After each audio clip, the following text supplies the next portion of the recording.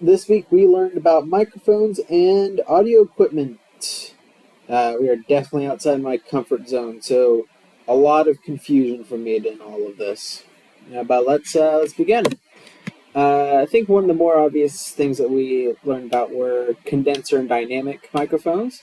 So dynamic microphones are typically for louder power sources, or for louder sources of sound, like kick drums and snares.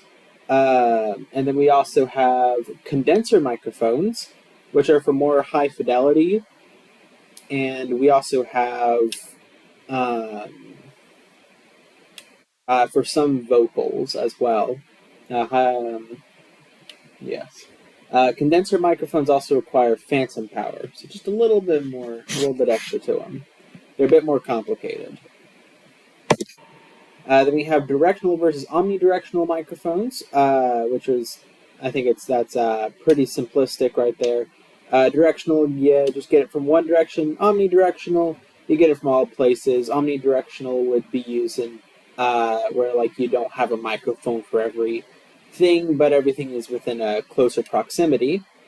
And then directional is, I guess really it's a lot closer to things, but very specific. Got a microphone on a lead speaker or on a specific instrument or something like that. We got microphone placements.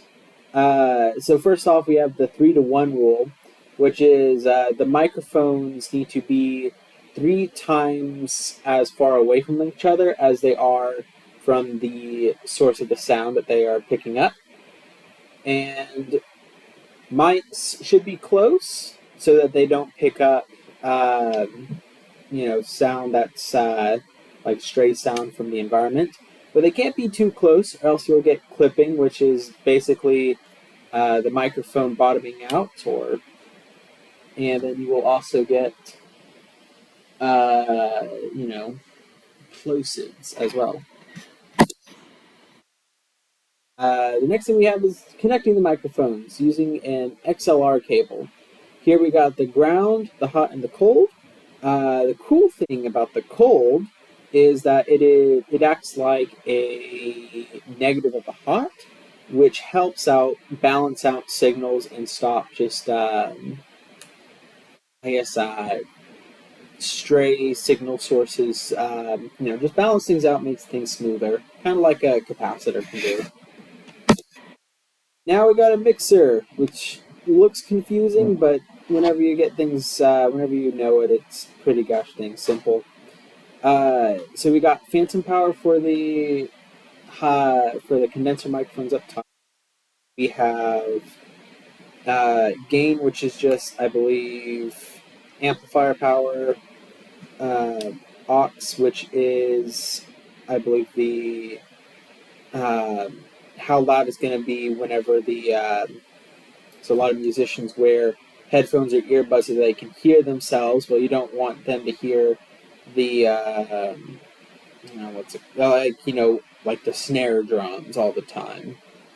Then we got pan, which directs the sound either to the left or to the right speakers. And yeah, and then basically everything's basically just volume.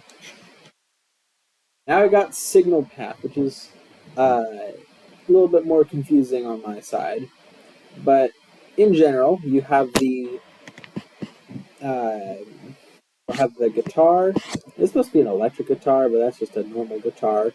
I don't think a normal guitar will need a guitar amp, but if you have an electric guitar, you're probably going to need a guitar amp. The amp will then go into the microphone into the preamp. Preamp will then go to an audio interface. The audio interface will then direct it to an amplifier, then to a crossover, and then finally the speaker. Alright, I didn't really have much to say this time. I'm still pretty confused about things, so I'm hoping those other videos will be pretty informative so that I can maybe fill my gaps in knowledge. But thanks for watching.